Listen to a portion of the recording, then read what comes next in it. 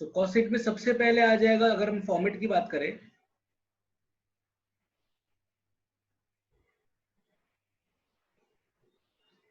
ये हमारा रुपीस का कॉलम, ये हमारा per unit and per unit, ठीक है। सबसे पहले आ गया हमारा रॉ मटेरियल कंज्यूम, और उसमें आ गया डायरेक्ट मटेरियल, उसमें आ गया OPCC, opening stock of raw material, P purchase of raw material, C carriage inward, last आ गया less closing stock of raw material, right है। उसके बाद आ गया था WE, direct wages, direct expenses. ये सबको प्लस करने पे क्या मिल जाएगा, PC is your prime cost, right. Then उसके बाद प्राइम कॉस्ट में ऐड करेंगे, मैंने बताया था वो मिस्टर एफ के पास गया, मिस्टर एफ ने बोला ऐड करो और लेस करो। ऐड करो कौन सा खर्चा, factory overheads. Factory overhead add करने पे जो मिलेगा उसको बोलते हैं ग्रॉस फैक्ट्री कॉस्ट। फिर ऐड करो क्या, ओपनिंग WIP, लेस करो क्लोजिंग WIP, जो मिलेगा उसको हम क्या बोलेंगे, नेट फैक्ट्री कॉस्ट, राइट है। देन उसके बाद वो मिस्टर ए के पास गया, ए ने भी वही बोला ऐड करो और लेस करो। ऐड करेंगे, क्या करेंगे, एडमिन ओवरहेड, जैसे ही ऐड करेंगे हमको जो मिलेगा उसको हम बोलते हैं कॉस्ट ऑफ प्रोडक्शन। फिर ऐड करो ओपनिंग फिनिश गुड्स, लेस करो क्लोजिंग फिनिश गुड्स, राइट। तो जो मिलेगा उसको हम बोलेंगे cost of goods sold.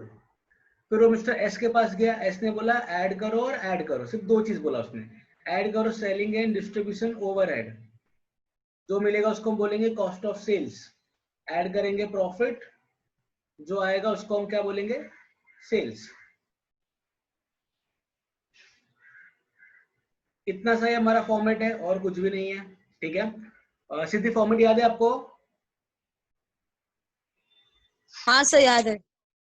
Perfect, चलो तो क्वेश्चन नंबर 3 करने जा रहे हैं हम लोग।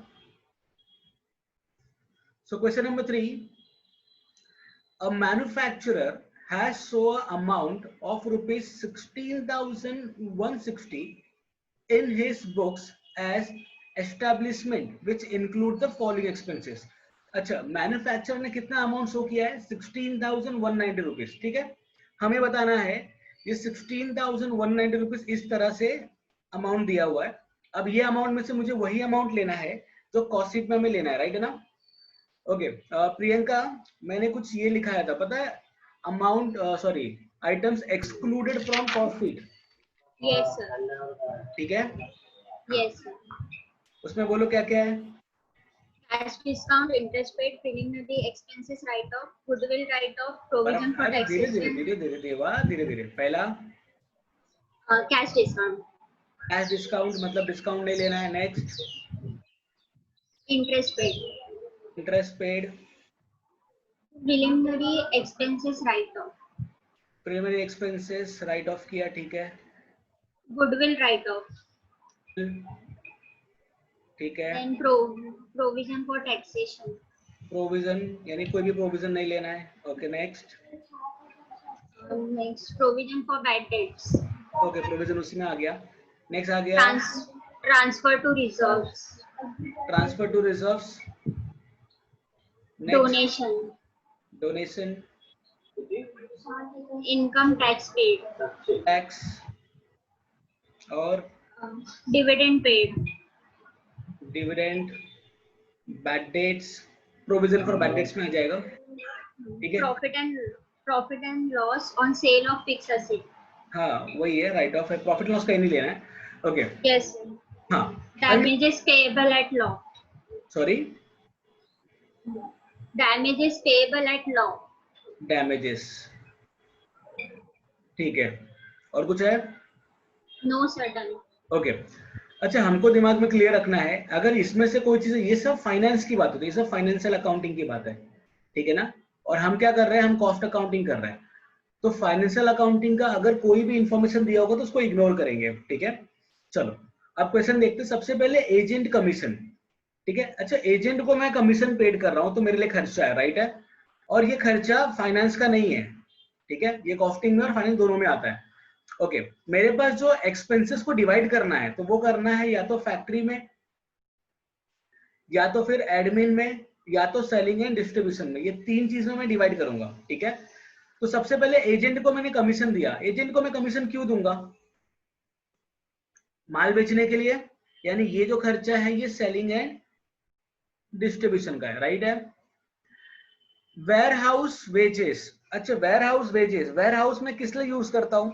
माल को रखने के लिए, और वहां पे रखने के बाद उसको हम डिस्ट्रीब्यूट करते हैं बेचने के लिए, यानी ये भी सेलिंग एंड डिस्ट्रीब्यूशन है। Warehouse repair, same selling and distribution. Lighting of office, office का मतलब एडमिन, तो ये एडमिन का खर्चा है, ADM. Office salary, ADM. Director remuneration, ADM. Travelling expenses, travelling कौन करता है? जो माल बेचेगा, यानी selling and distribution. Rent, rates and insurance of warehouse, ध्यान देखना वेयर हाउस है तो selling and distribution. Rent, rates and insurance of office तो admin. Lighting of warehouse, warehouse की लाइटिंग है तो selling and distribution. Printing and stationery, office का खर्चा है, एडीएम। ट्रेड मैगजीन्स, अच्छा ट्रेड मैगजीन में किस लिए यूज करूंगा? बिजनेस को बढ़ाने के लिए, तो selling and distribution. Donation not allowed, bank charges not allowed, discount not allowed, bad debts not allowed, ये सब खर्चे नॉट अलाउड है। जितना मैंने किया है तो वो हमको लिखना ही नहीं है। मुझे क्या बताना है? सिर्फ मुझे ये बताना है कि मेरा सेलिंग एंड डिस्ट्रीब्यूशन का अमाउंट कितना है और एडीएम का अमाउंट कितना है। सिर्फ मुझे इतना बता, prepare statement showing the following separate total. Okay, यहाँ पर हम लोग को ये नहीं बताना है कि कॉस्ट शीट कैसे बन रहा, सिर्फ ये बताना था कि सेलिंग एंड डिस्ट्रीब्यूशन में क्या आएगा और एडमिन में क्या आएगा। ओके, सिद्धि को डाउट? No, sir. तो ये जो मैंने लिखा है ना यहाँ पे, ये सबसे इंपॉर्टेंट हाँ पार्ट है, सर। क्योंकि ये फाइनेंस का पार्ट है, तो ये हमको फाइनेंस में लेना है, लेकिन कॉस्ट शीट में नहीं लेते इस चीज को। ओके, चलो ओके तो सर। ये क्वेश्चन ओके। सॉल्व कर लेते हैं।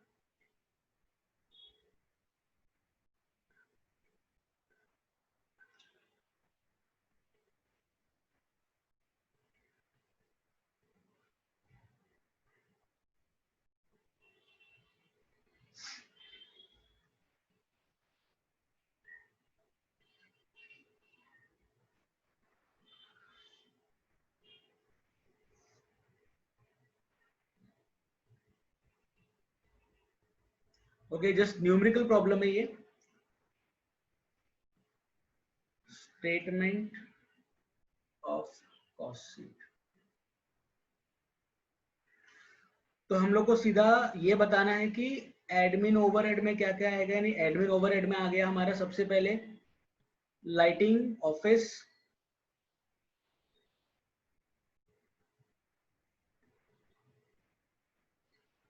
और लाइटिंग ऑफिस है हमारा 70 रुपीज। नेक्स्ट आ गया हमारा ऑफिस सैलरी, ऑफिस सैलरी आ गई हमारी 1130। तो ये हो गया, ये हो गया। नेक्स्ट आ गया हमारा डायरेक्टर रेम्युनरेशन,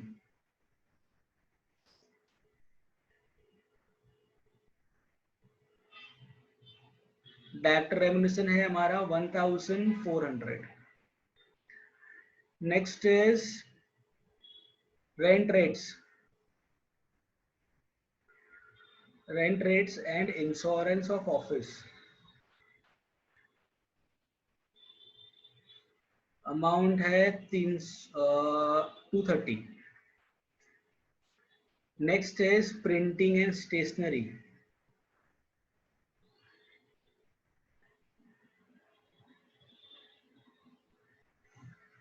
अमाउंट है 1500। ओके, सबको प्लस कर देते हैं, कितना आता है?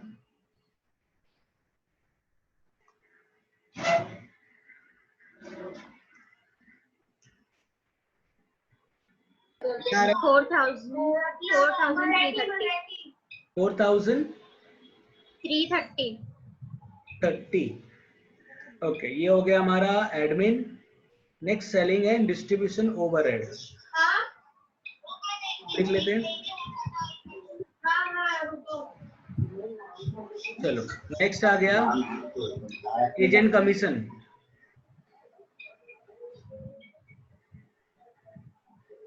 एजेंट कमीशन है 5750. Next warehouse wages is 1800. warehouse repair 510. Next आ गया हमारा travelling expenses.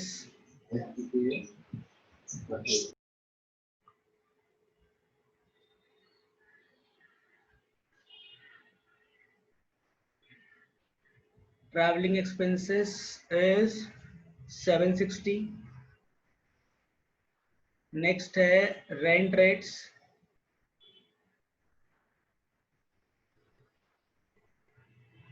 Of warehouse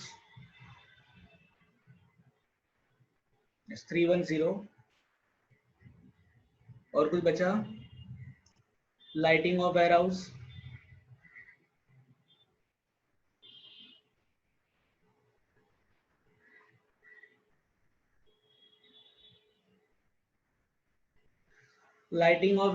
is 270.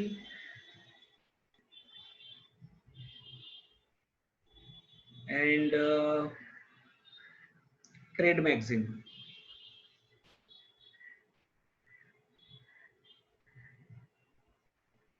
70. बस 1 2 3 4 5 6 7.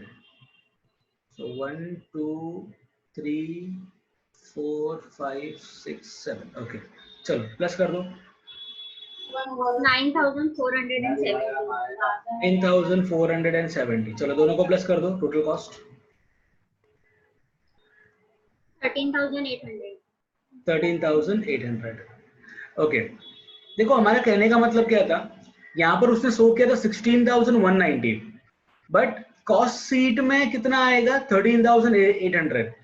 राइट है, क्योंकि बाकी खर्चा किसका था? फाइनेंस का था. तो ये हमारा सोल्यूशन हो गया. जस्ट बेसिक्स था ये,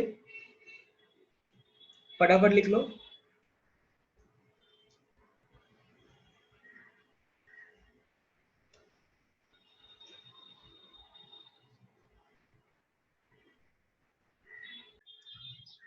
नेक्स्ट क्वेश्चन नंबर 4.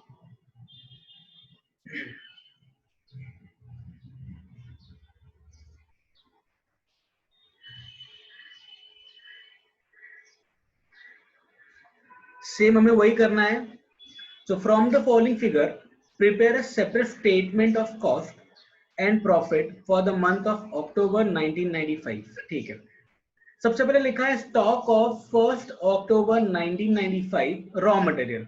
अच्छा, रॉ मटेरियल का 1 अक्टूबर. अब क्वेश्चन ये आता है कि ये 1 अक्टूबर मेरा ओपनिंग है क्लोजिंग है. अगर क्वेश्चन में देखोगे तो हम लोग को 31 अक्टूबर का भी इंफॉर्मेशन दिया हुआ है. मतलब 1 अक्टूबर ओपनिंग हुआ और 31 अक्टूबर मेरा क्लोजिंग हो गया. राइट है. तो सबसे पहले opening stock of raw material ये गया ओ. राइट है.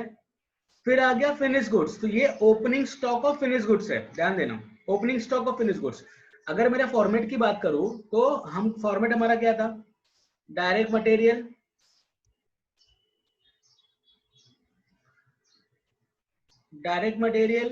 Direct wages. इसके अंदर आ गया था ओपीसीसी. राइट है.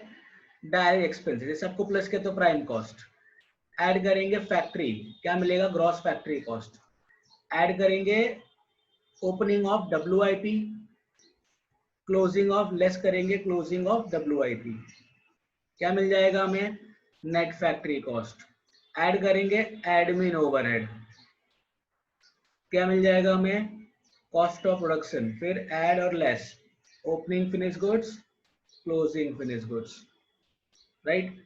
क्या मिल जाएगा हम लोग को, कॉस्ट ऑफ गुड्स सोल्ड, फिर उसमें ऐड करेंगे सेलिंग एंड डिस्ट्रीब्यूशन, जो मिलेगा उसको हम बोलेंगे कॉस्ट ऑफ सेल्स, फिर ऐड करेंगे प्रॉफिट, जो आएगा वो सेल्स है। यही हमारा फॉर्मेट है। अब यहाँ पे देखो, अगर ओपनिंग फिनिश गुड्स है तो ओपनिंग फिनिश गुड्स का मतलब, ओपनिंग फिनिश गुड्स कहाँ जाता है, कॉस्ट ऑफ प्रोडक्शन में जाके ऐड होता है, राइट है। तो मैं यहाँ पे लिखूंगा ये जाएगा, ऐड करेंगे कॉस्ट ऑफ प्रोडक्शन में, ठीक है। नेक्स्ट, स्टॉक ऑन 31 अक्टूबर 1995, यानी क्लोजिंग स्टॉक की बात कर रहा है। तो सबसे पहले closing stock of raw material, तो लेस वाला सी है ये, राइट, ओपीसीसी में लेस सी करते थे।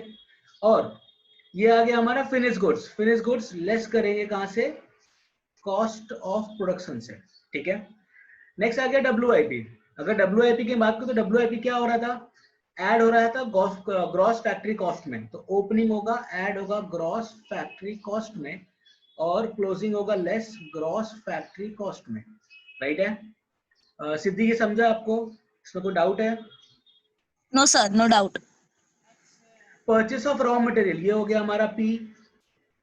सेल ऑफ फिनिश गुड्स, अच्छा सेल्स है ये मेरा, तो ये मेरा सीधा सेल्स पे जाएगा, ये मेरा सेल्स का आंसर है। Direct wages, DW. Factory expenses is factory, office is admin, selling and distribution is selling and distribution. सिर्फ एक चीज यहां पे नहीं है, sale of scrap. Sale of scrap होगा लेस फ्रॉम फैक्ट्री, क्योंकि फैक्ट्री में ही हम क्या करते हैं, प्रोडक्ट मैन्युफैक्चर करते हैं, राइट। तो वहां पर ही स्क्रैप निकलता है, मतलब भंगार निकलता है, तो उसको हम बेचेंगे तो इनकम है वो मेरे लिए। और हम क्या बना रहे हैं, कॉस्ट शीट, तो हम कॉस्ट लिख रहे हैं, तो ये इनकम, इसके लिए इसको माइनस करते हैं, ओके। तो ये हमारा टिक मार्किंग हो गया है। तो फिर सॉल्व करते हैं आंसर को।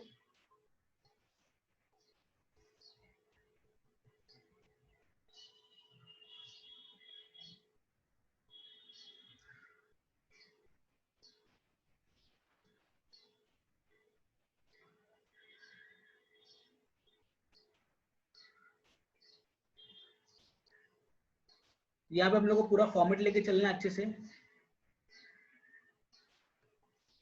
तो सबसे पहली चीज आती है, क्या सम में यूनिट्स के बारे में कुछ बोला है कि इतना नंबर ऑफ यूनिट मैन्युफैक्चर किया, कहीं पे नहीं बोला है, तो हम यूनिट का कॉलम प्रिपेयर नहीं कर रहे हैं इसलिए। So question number 4, statement of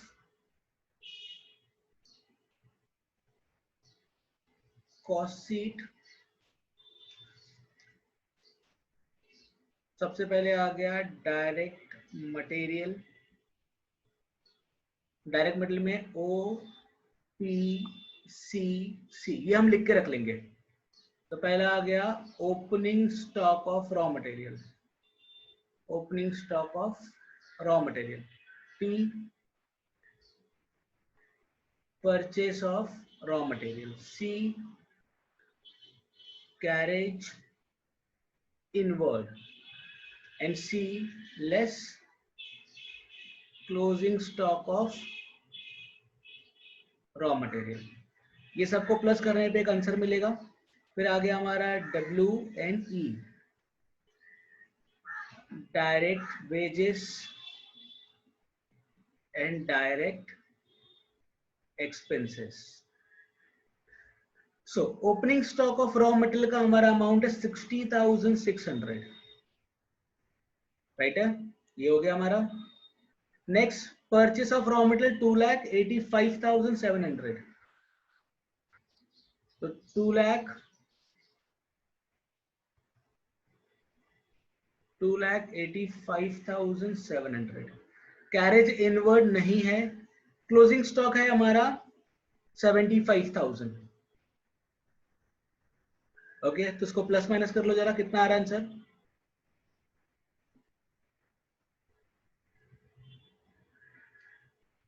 $2,71,300. 2,71,300, पक्का ना? Yes. नेक्स्ट डायरेक्ट वेजेस, तो डायरेक्ट वेजेस है हमारा 3,75,000, और डायरेक्ट एक्सपेंसेस तो नहीं है, ये तीनों को प्लस करेंगे तो जो मिलेगा उसको हम बोलते हैं प्राइम कॉस्ट, हमारा पीसी। चलो प्लस करो। 6,46,300. 6,46,300। ओके, तो ये हो गया हमारा क्या, प्राइम कॉस्ट। अब उसके बाद हमारा वही रूल, अब हम क्या करेंगे, ऐड करेंगे इसके अंदर फैक्ट्री ओवरहेड। अब देखो फैक्ट्री कहाँ कहाँ पर है, फैक्ट्री दो ही बार है। एक फैक्ट्री एक्सपेंसेस है 2,12,500, और एक फैक्ट्री है जो लेस करना है सेल ऑफ स्क्रैप। तो इसमें से मैंने माइनस कर दिया सेल ऑफ स्क्रैप 2,600। ये माइनस करके हमारा आंसर आ जाएगा फैक्ट्री ओवरहेड का, कितना आता है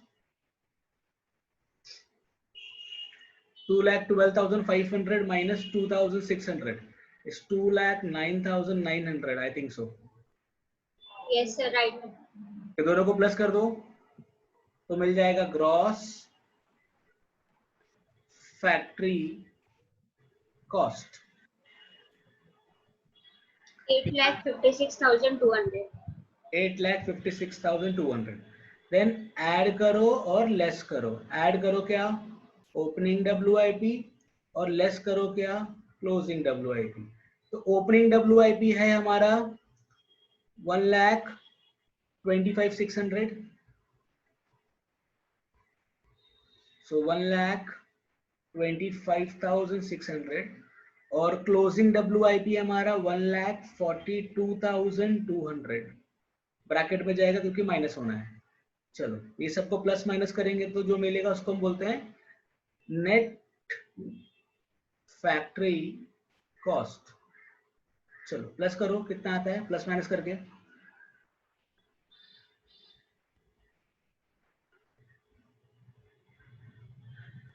8,39,600. 8,39,600, राइट है। ये दोनों को प्लस किया और इसको माइनस किया ना। Yes, sir. ओके, अब क्या करेंगे, ऐड करेंगे एडमिन ओवरहेड। एडमिन ओवरहेड एक ही है, अगर एक है तो डायरेक्टली आउटर कॉलम में ले लो, तो 1,03,400, और ये दोनों को प्लस करने पे जो मिलेगा उसको हम बोलते हैं कॉस्ट ऑफ प्रोडक्शन। कितना आता है प्रियंका, 9,44,000। 9,43,000. 9,43,000। चलो अब ऐड करेंगे इसमें सेलिंग एंड डिस्ट्रीब्यूशन ओवरहेड। तो सेलिंग एंड डिस्ट्रीब्यूशन एक ही है 75,000, तो डायरेक्टली आउटर कॉलम में 75,000। दोनों को प्लस करेंगे तो क्या मिल जाएगा, cost of sales, cost of sales how much, 10,18,000. 10,18,000। अब इसमें ऐड करेंगे प्रॉफिट, तो बैलेंस बचेगा वो हमारा सेल्स आता है, राइट है। सेल्स का आंसर ऑलरेडी हमको दिया हुआ है 13,40,000, तो ये अमाउंट ऑलरेडी मालूम है हम लोग को। सो 13,40,000 माइनस 10,18,000 कितना आता है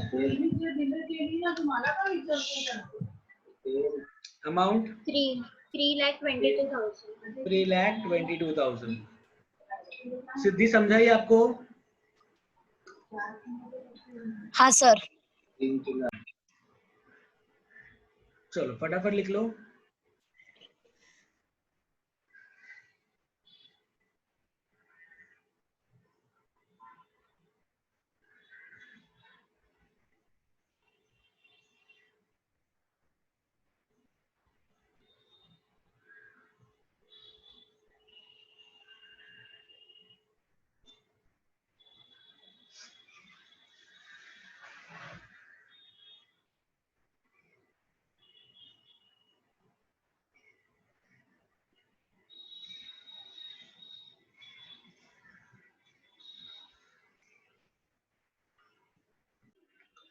चलो सो क्वेश्चन नंबर 5।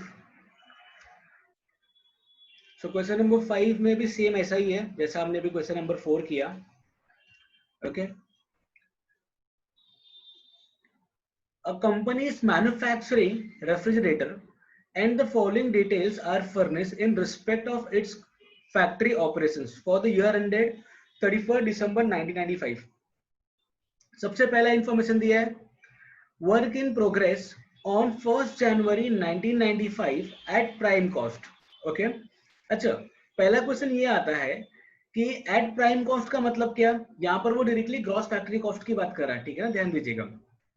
तो वैसे भी हम लोग ओपनिंग क्या करते हैं, ओपनिंग WIP को ऐड करते हैं ग्रॉस फैक्ट्री कॉस्ट में. ठीक है. मैन्युफैक्चरिंग एक्सपेंसेस मतलब मेरा फैक्ट्री, तो ये मेरा फैक्ट्री का खर्चा है, तो ये गया फैक्ट्री में. ठीक है. मैन्युफैक्चरिंग मतलब बनाने का खर्चा. Work in progress on 31st December 1995 at prime cost, तो लेस करेंगे कहां से, ग्रॉस फैक्ट्री कॉस्ट में से, और उसका भी मैन्युफैक्चरिंग एक्सपेंसेस है तो ये जाएगा फैक्ट्री में. ठीक है. Next, stock of raw material on 1st January, तो ये मेरा ओपनिंग स्टॉक है. Opening stock of raw material, तो ये हो गया क्या मेरा O. Purchase of raw material P. Direct labour मतलब डायरेक्ट वेजेस. मैन्युफैक्चरिंग एक्सपेंसेस मेरा फैक्ट्री, और closing stock of raw material, तो लेस करेंगे C वाला. राइट है. तो इसमें हमें बताना क्या है, हमें सिंपल से यही बताना है कॉस्ट ऑफ प्रोडक्शन. मुझे क्या बताना है, कॉस्ट ऑफ प्रोडक्शन. यानी मुझे सेल्स नहीं दिया है, एडमिन भी नहीं है मेरे पास. राइट है ना, सिर्फ मुझे कॉस्ट ऑफ प्रोडक्शन तक का आंसर देना है.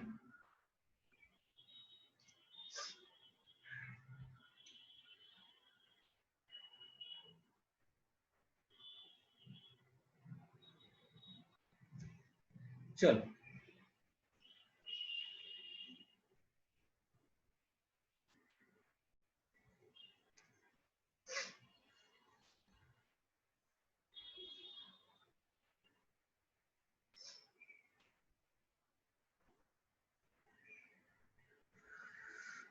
सो क्वेश्चन नंबर 5, उसका सोल्यूशन देखते हैं.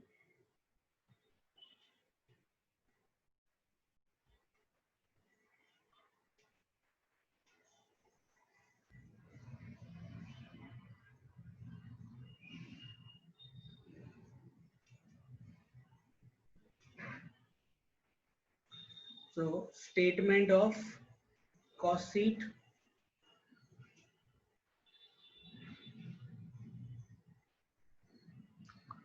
सबसे पहले आ गया हमारा डायरेक्ट मटेरियल, और डायरेक्ट मटेरियल के अंडर में OPCC,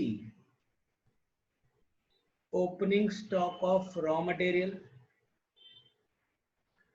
P, purchase of raw material. C, carriage inward, and C, less closing stock of raw material. So opening stock of raw material है हमारा O is 54,000, सॉरी 2,25,000. ये आ गया 2,25,000. Next आ गया P है हमारा 4,77,000. कैरेज इनवर्ड तो नहीं है. हाँ, एक और C है हमारे पास, closing stock of raw material, तो क्लोजिंग है 2,04,000. चलो, ये तीनों को प्लस माइनस करके आंसर कितना आता है, 4,98,000. 4,98,000. ओके.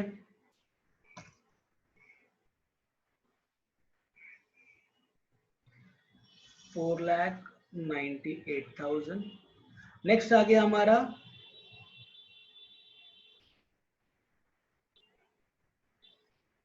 W, direct wages. तो डायरेक्ट वेजेस दिया है हमको WWW, डायरेक्ट वेजेस है हमारा 1,71,000. E, डायरेक्ट एक्सपेंसेस, तो डायरेक्ट एक्सपेंस नहीं है, ये सबको प्लस करेंगे तो क्या मिल जाएगा हमको, प्राइम कॉस्ट. कितना आता है prime cost, 6,69,000. 6,69,000. Okay. Then add करेंगे इसके अंदर फैक्ट्री ओवरहेड्स। अच्छा, फैक्ट्री ओवरहेड्स की अगर मैं बात करूं तो मेरे पास कितने फैक्ट्री ओवरहेड्स हैं? फैक्ट्री का खर्चा सबसे पहले मैन्युफैक्चरिंग एक्सपेंसेस। मैन्युफैक्चरिंग का बेसिक मतलब फैक्ट्री ही है, तो लिखने की जरूरत नहीं है, तीनों को प्लस कर देते एक साथ में। तो ये तीनों अमाउंट को प्लस करना, 15,000, 9,000 एंड 84,000। कितना आता है? 1,08,000. 1,08,000। 8,000. ओके, तो ये आ गया हमारा क्या, ग्रॉस फैक्ट्री कॉस्ट। कितना आता है?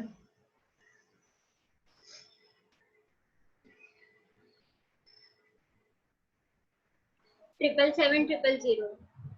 777,000। अब ऐड करेंगे इसके अंदर और लेस करेंगे ओपनिंग WIP और लेस करेंगे क्लोजिंग WIP। तो ओपनिंग WIP कितना है हमारा? ओपनिंग WIP 51,000 और क्लोजिंग WIP है 45,000। जो देखो मैंने टिक मार्क किया हुआ है ऐड और लेस ग्रॉस फैक्ट्री कॉस्ट में। ये हमारा मिल जाएगा नेट फैक्ट्री कॉस्ट। कितना आता है? 7,83,000। Yes, sir. ओके, ऐड करेंगे एडमिन। तो एडमिन तो अपने पास है नहीं, तो एडमिन ओवरहेड नील। तो जो आएगा उसको हम क्या बोलेंगे? मेरा cost of production. So question यहां तक ही था, क्योंकि मुझे कॉस्ट ऑफ प्रोडक्शन निकालना था, और आगे भी आप आंसर करोगे तो कुछ आने वाला नहीं है, क्योंकि हमारे पास ना ही सेलिंग एंड डिस्ट्रीब्यूशन है और ना ये सेल्स दिया हुआ है। ओके, ये हम लोग का हो गया सोल्यूशन।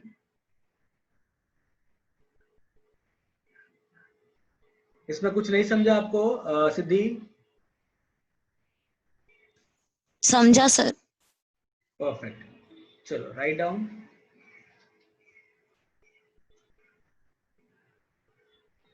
क्वेश्चन नंबर 5 का सोल्यूशन।